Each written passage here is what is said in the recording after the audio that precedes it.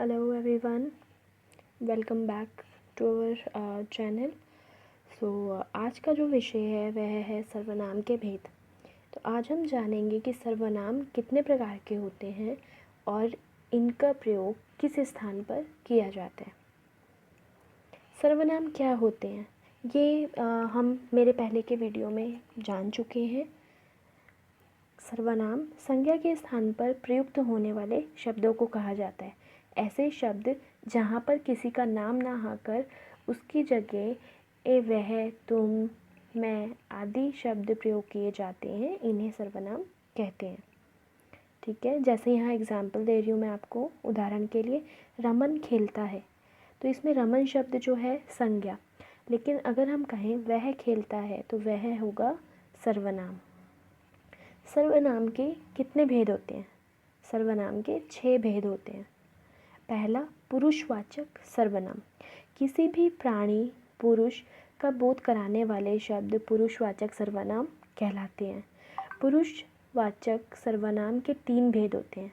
पहला, उत्तम पुरुष जो बात कहे, जैसे मैं, हम आदि।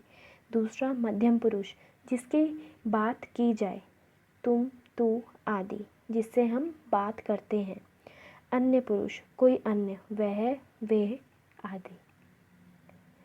उदाहरण के लिए जैसे मैं रोज़ मंदिर जाता हूँ, तुम बहुत सुंदर हो, वे कहाँ जा रहे हैं। पहले वाक्य में आपने देखा कि बात अपने लिए की जा रही है, दूसरे वाक्य में किसी सामने वाले व्यक्ति से बात की जा रही है और तीसरे वाक्य में किसी तीसरे व्यक्ति के बारे में बात की जा रही है। तो इसमें मैं, तुम और वे शब्द सर्वनाम शब्द कहलाएंगे। दूसरा भेद है निश्चयवाचक सर्वनाम। जो सर्वनाम शब्द किसी निश्चित व्यक्ति या वस्तु का बोध कराएं, उसे निश्चयवाचक सर्वनाम कहते हैं। जैसे यह, वह, ये, वे, इस, उस आदि। तो इसके लिए जो उदाहरण होगा, जैसे यह मेरी पुस्तक है, इसमें यह शब्द निश्चयवाचक सर्वनाम कहलाएगा, क्योंकि यह हमें एक निश्चित वस्तु का बोध करा रहा है कि यह पुस्तक मेरी ही है। अनिश्चयवाचक सर्वनाम। जो सर्वनाम शब्द किसी निश्चित व्यक्ति, वस्तु या स्थान का बोध नहीं कराते, वे अनिश्चयवाचक सर्वनाम कहलाते हैं। जैसे कोई, कुछ, किन्हीं, किसी आदि। जैसे बाहर कोई आया है। अब यहाँ पर कोई का अर्थ है कि कोई तो आया है लेकिन उसका नाम नहीं लिया गया है। कोई आया है मतलब कोई निश्चित व्यक्ति नहीं है। ठीक है, तो यहाँ पे अनिश्चयवाचक सर्वनाम रहेगा। चौथा है संबंधवाचक सर्वनाम।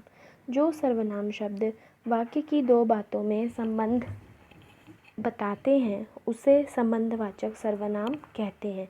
जैसे जो, सो, वो, वैसा, जैसा आदि। जैसे जो मेहनत करता है वो ही सफल होता है। इसमें जो और वो दोनों ही शब्द संबंधवाचक सर्वनाम हैं।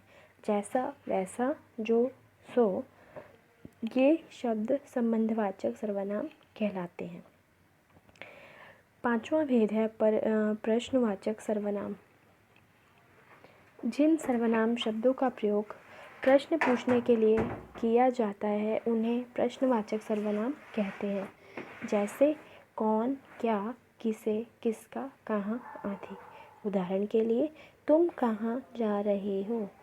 यहाँ पर कहाँ शब्द प्रश्नवाचक सर्वनाम कहलाएगा, क्योंकि यहाँ पर पूछा जा रहा है कि आप कहाँ जा रहे हैं, प्रश्न किया जा रहा है।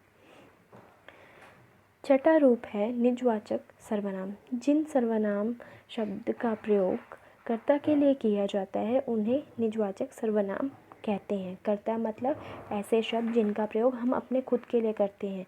जैसे स्वयं, खुद, अपने आप, स्वयं ही आदि। उदाहरण जैसे मैं अपना काम स्वयं करता हूँ।